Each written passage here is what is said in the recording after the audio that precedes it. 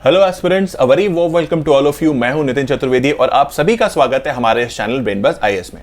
तो दोस्तों, आज के इस वीडियो में हम बात करेंगे साहेल के बारे में। साहेल रीजन क्या है, कौन कौन सी कंट्रीज इसके अंदर आती हैं और ऐसा क्या हो गया है कि साहेल फिर से न्यूज में आ गया है। तो दोस्तों, जब मैं कह रहा हूं कि ये फिर से न्यूज में आ गया है तो आप लोगों को अंदाजा लग गया होगा कि साहेल की जो क्राइसिस है ये नई नहीं है, it's gradually kind of escalating.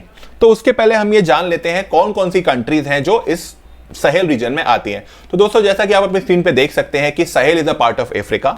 इसमें कंट्रीज जैसे कि Mauritania, Mali, Niger, Chad, Eritrea, Sudan, some parts of Burkina Faso और भी कुछ कुछ छोटी छोटी कंट्रीज हैं जो साहेल रीजन में आती हैं। ओके, तो सबसे पहले आगे डिस्कस करने के पहले हमें जानना पड़ेगा ये साहेल रीजन एक्चुअल में है क्या। ठीक है, चलिए।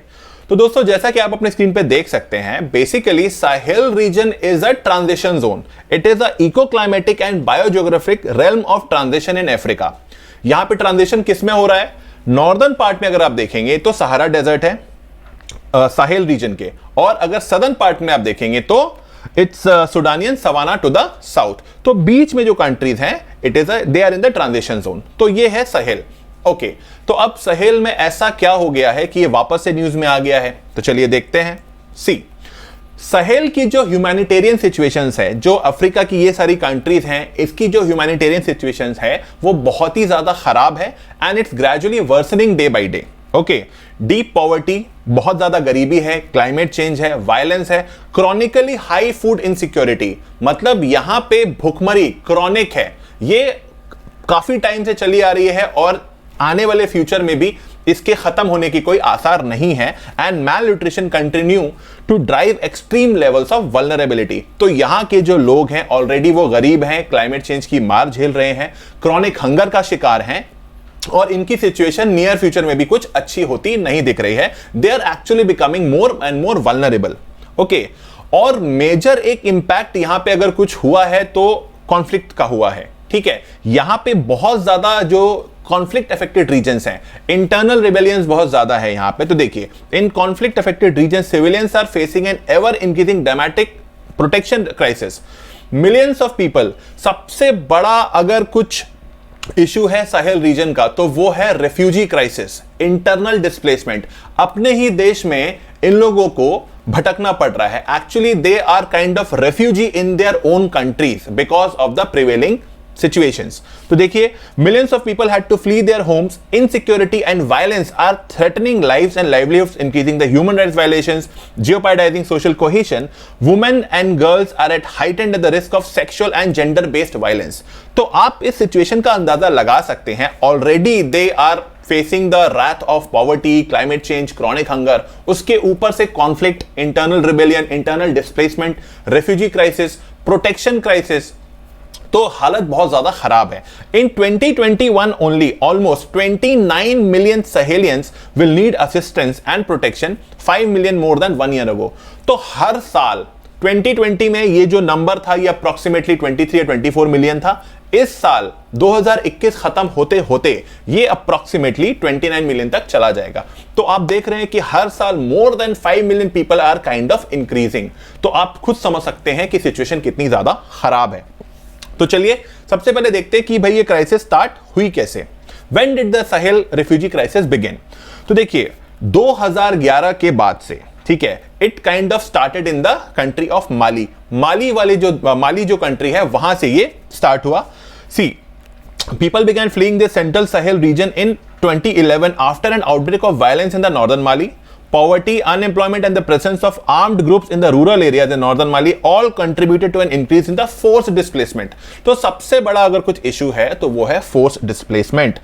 Today जो आर्म्ड ग्रुप्स हैं, ठीक है, जो आर्म्ड ग्रुप्स हैं वो बेसिकली जो आप बोल सकते हैं जो टेररिस्ट ऑर्गेनाइजेशंस हैं, उन्हीं की वजह से इन लोगों को फोर्स डिस्प्लेसमेंट करना पड़ रहा है या ये उसके शिकार हो रहे हैं। ठीक है, today armed groups have rapidly expanded, spreading violence to the central parts of the country and to the neighbouring countries such as Burkina Faso and Niger. Armed basically जो टेररिस्ट ऑर्गेनाइजेशंस जो काम करती हैं साहेल में, उनकी वजह से, और वो बहुत ज्यादा तेजी से बढ़ती चली जा रही हैं। ठीक है, पहले नहीं थी, 2011 के बाद से वो बढ़ती चली जा रही हैं, जिससे क्या हो रहा है, they are wanting to establish their own state, जिसकी वजह से जो कॉमन पीपल हैं, जो सिविलियंस हैं, उनको बहुत ही मुश्किलों का सामना करना पड़ रहा है। तो ऐसा क्यों हो गया, व्हाई डिड दिस हैपन, कि जो टेररिस्ट ऑर्गेनाइजेशन से अचानक से यहां पे इतनी ज्यादा बढ़ क्यों गई। तो देखिए, अगर आपने लिबिया के बारे में सुना होगा, if you have heard about the country Libya, तो आई एम प्रिटी श्योर कि आपको मुअम्मर गद्दाफी के बारे में पता होगा। See, Muammar Gaddafi was a dictator, was a ruler of Libya. जब तक गद्दाफी जिंदा था, तब तक ये जो छोटे छोटे जो आर्म्ड ऑर्गेनाइजेशंस थी, ये लोग जो थे, ये लोग सर नहीं उठा पा रहे थे अफ्रीका में। लेकिन 2011 में, after the death of Muammar Gaddafi and simultaneously, अगर आपको आईसिस के बारे में पता होगा, इराक और सीरिया में जैसे जैसे आईसिस का जो कैप्चर था वो धीरे धीरे खत्म होता चला गया, and the simultaneous death of Muammar Gaddafi, जिससे क्या हुआ, मिडिल ईस्ट को छोड़ के, इराक और सीरिया को छोड़ के, ये सारी जो ऑर्गेनाइजेशन थी, इन्होंने अफ्रीका में, सेंट्रल अफ्रीका में अपना घर बनाना, अपना बेस बनाना स्टार्ट कर दिया। जब तक Muammar Gaddafi was there, these armed revolutionary groups, ये लोग कुछ अपना सर नहीं उठा पा रहे थे। But soon after his death, everything, all hell broke loose. ठीक है, तो देखिए अब क्या हो रहा है, रिसेंटली क्या हुआ है, thousands flee after massacre in northern Burkina Faso. Burkina Faso में मैसेकर हुआ है। गवर्नमेंट बोले कि 7,000 family have fled to Sebba after attackers killed 138 people in Solhan village. Solhan village massacre ये रिसेंटली हुआ है। ओके, उसके बाद अगर आप देखेंगे, Solhan massacre exposure, failure to tackle Sahel crisis. Already ये क्राइसिस एस्केलेट होती जा रही है, ये गवर्नमेंट के भी अब कंट्रोल में नहीं है, कोई भी कुछ कंट्रोल नहीं कर पा रहा है। ओके, नाउ तो इतना सारा अगर कुछ साहेल में चल रहा है, तो आपको यह जानना चाहिए कि साहेल में कौन कौन सी ऐसी ऑर्गेनाइजेशंस हैं जो इसके पीछे हैं, कौन कौन सी ऑर्गेनाइजेशंस हैं जो इसके पीछे काम कर रही हैं। तो देखिए, साहेल रीजन में Islamic State in the Greater Sahara, जिसको हम ISGS बोलते हैं, Islamic State West Africa Province ISWAP, ठीक है, बोको हराम, आई एम श्योर आपने काफी सारों ने नाम सुना होगा, और जमात नसर अल इस्लाम वल मुसलिमीन, अल कायदा की ये ब्रांच है माली में जो काम करती है। तो these are the 4 main terrorist organisations जो वहां पे काम कर रही हैं, जिसकी वजह से वहां के जो सिविलियंस हैं उनका जीना मुश्किल हो चुका है। ठीक है, अब यहां पे देखिए फ्रांस का इन्वॉल्वमेंट यहां पे कैसे है। ओके, फ्रांस का इन्वॉल्वमेंट यहां पे ऐसे है, फ्रांस यहां पे ऑपरेशन बरखाने चला रहा है। अब आपके दिमाग में आ रहा होगा कि भाई ये फ्रांसी ऑपरेशन बरखाने क्यों चला रहा है। तो देखिए, जितने भी सारी आपने कंट्रीज के नाम सुने, जो अफ्रीका की जो काफी सारी कंट्रीज थी, these were the colonies of France. ठीक है, जैसे ब्रिटिश की कॉलोनीज इंडिया में थी, ठीक है, वैसे ही अफ्रीका में काफी सारी countries were under the French colony. ठीक है, तो इसीलिए अब ये सारी जो कंट्रीज है, वो लोग फ्रांस से हेल्प मांगते हैं कि भाई please you are our masters. Even though आजादी को इनके 50 साल से ऊपर ज्यादा हो चुके हैं, फिर भी they always look up to France. Okay, तो फ्रांस यहां पे ऑपरेशन बरखाने चला रहा है काफी टाइम से।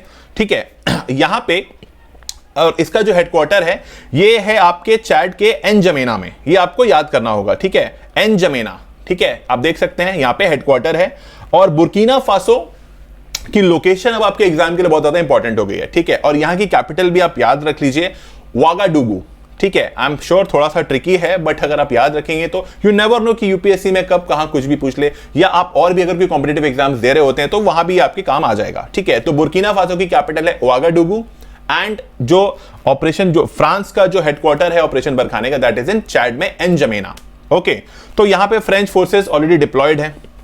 नाउ अब इशू क्या हो रहा है, फ्रांस में नेक्स्ट ईयर इलेक्शन होने वाला है। अब वहां पे फ्रेंच सोल्जर्स भी मारे जा रहे हैं, तो वहां के सिटीजन्स जो हैं वो लोग बोल रहे हैं why our citizens are dying in some place else. अब मैक्रोन के ऊपर भी थोड़ा प्रेशर बिल्टअप हो रहा है, तो उन्होंने डिसाइड किया, ठीक है, दे हैव डिसाइडेड कि ऑपरेशन बरखाने को अब हम एंड कर देंगे। लेकिन फ्रांस ने बोला है कि ऑपरेशन बरखाने को तो हम एंड कर देंगे और अपने सोल्जर्स को वापस बुला ले लेंगे।